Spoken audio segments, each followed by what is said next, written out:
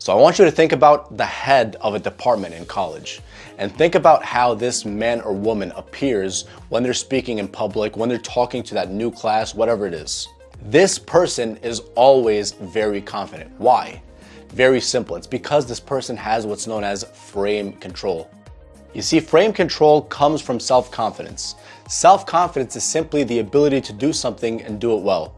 And the word confidence literally comes from the Latin word confidere, which literally means to have full trust. So self-confidence literally means to trust yourself fully, to have full trust in yourself. Now that we know that the meaning of self-confidence is to have full trust in yourself, where does this all come from? The answer is very simple. It comes from repetitions of doing one thing over and over and over and over again until you're great at it.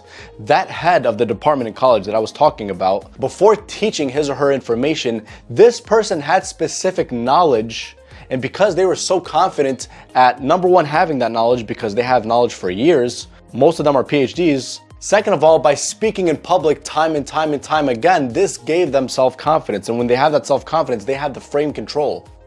Now, for you, if you want to understand how to have frame control or how someone gets frame control, here's how it happens. Usually when someone is in their childhood, usually when their parents are feeding them and nurturing them with so much confidence and so much enthusiasm and so much belief in them, son, you could do this, honey.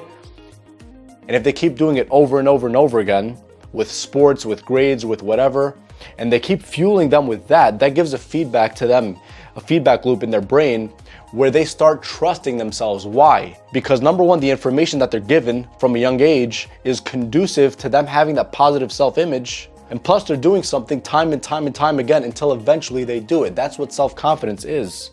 For example, the first time you were to ride a bike, chances are at first you were very fidgety, you were very nervous, and you probably fell down a few times just like I did and scraped yourself, which is totally fine. But then time and time again, you became self-confident because you've done it so many times to the point where you're not even thinking about this. It's automatic. The brain automatically recognizes how to do it, how to ride the bike, how to be balanced. So back to the childhood example. If you are the type of person who's had a lot of nurturing and a lot of love and a lot of affection, a lot of positive reinforcement throughout your childhood, chances are you turn out to be a very self-confident person. But if on the other hand, more times than not, if you were a child who was kind of neglected emotionally and their parents didn't listen to them and all they told them was, why didn't you do this? Why didn't you do that? How come you're not performing well? Chances are that's what caused you not to become self-confident in the first place, because you had that negative sensory input. All that data that your brain was collecting was all negative, and it just keeps reinforcing and reaffirming those beliefs to itself. But if you want to be in the most powerful and the most resourceful state, which is the state of frame control, that first comes from self-confidence, from being able to do something and do it well. You see, most of the people on my channel, their main purpose or focus is on getting girls and being good with girls. A great way to be good with girls is to deal with enough girls enough times to the point where you're very self-confident doing it. Why? Because when you repetitively deal with enough girls, after a short amount of time, you're eventually going to have that feedback loop in your mind where it seems familiar, plus there's positive experiences, which will equate to you being a self-confident person with women.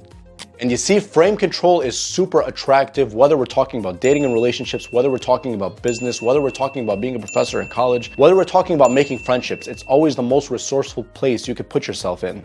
Because when you're in a position of frame control, you call the shots. People are hopping into your frame instead of you hopping into other people's frames. When I was a kid, what I used to always do is hop into other people's frames, or at least a lot of the times. They have a cool idea, I'm hopping into their frame. They're teaching me something. They have the coolest ideas. They have the coolest thoughts. They're telling me about this. They're telling me about that. But when you have your own frame and you have your own thing that you're working on with full focus that makes you confident right in the first place, that's what's going to give you frame control. If you take a look at these top athletes or these top celebrities, they weren't necessarily just born that way. They weren't just born with extreme confidence, or that public speaker. He wasn't just born with extreme confidence. This all happened through repetition of doing one thing to the point where you become an expert at it, and therefore in that specific field you have frame control. When you have frame control, other people come to you instead of you coming to the other people. Why? Because your frame is very powerful, it's very alerting, it's magnetic. Being in a position of frame control, it's not about not wanting other people. It's about being content with what you have and being self-confident with what you have to the point where your roots are strong, they're solid. You don't need anything from anybody else. You're self-sufficient, you're self-fulfilled. And the reason why it's so strong is because it has nothing to do with anybody else around you. It has everything to do with yourself and your internal state. If this person let you down, no problem. If that person let you down, no problem. If this person betrayed you, no problem. If that person betrayed you, no problem. It's all from within. If you mess up at that, that's your fault. You see, here's what you need to understand.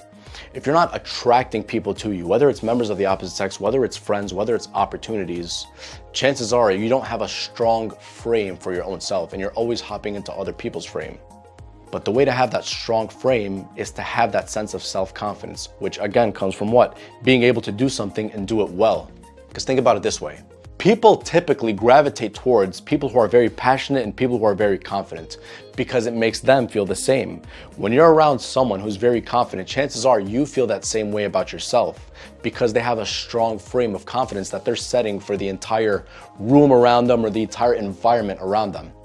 That's why I keep preaching over and over and over again for all the guys who are onto self-improvement and actually want to get better with girls is to double down on your self-improvement and double down on the things that you are good at, that you want to become great at. Double down on your finances as much as possible, trying as much as possible in these things. Meditating, doing all these things. These skills are what are going to turn you into a confident individual in a specific, unique endeavor of your own because you have your own frame. And when you have your own frame, you are a dangerous individual because that belongs to you. It doesn't belong to anyone else. Like I said before, people could leave you, people could betray you. As tough as it sounds, it's just the truth. But this frame, that sense of self-confidence, it's for yourself. It's coming from you. And if it ever goes down, that's your fault. It's no one else's fault. So the bottom line is, man, the only way to have a strong frame is to have self-confidence. And the only way to have self-confidence is to be working on yourself in that way, on that one thing that will make you great. And with the repetitions will make you very confident. And just as a start, one great thing that you can do is just start going to the gym if you don't already. Go to the gym for 3 days a week, do the basic workouts, including cardio, and you will start to see a difference in how you carry yourself because you're respecting yourself much more. Again, what's confidence? Confidence is doing something and doing it well. When you start getting results in the gym, you're going to become self-confident because of those results. Hence, you'll be able to have your own frame control. But if you have nothing to offer people, and you have nothing to offer yourself, and all you're doing is wasting your time playing video games, watching Netflix, and just wasting your time and hanging out with a bunch of nobodies who don't have much ambition in life, then what are you really doing? You don't have a frame. You're hopping into the frame of losers by default, which I'm sure you don't want to. You're just doing it because it's by default and you kind of have no choice. So the only true way to have your own frame and to build your own frame, if you don't have one already, is to start doubling down on the things that you are curious about so you can become good and then eventually great at it. And that will give you that sense of self-confidence and therefore frame control for the rest of your life with that one thing.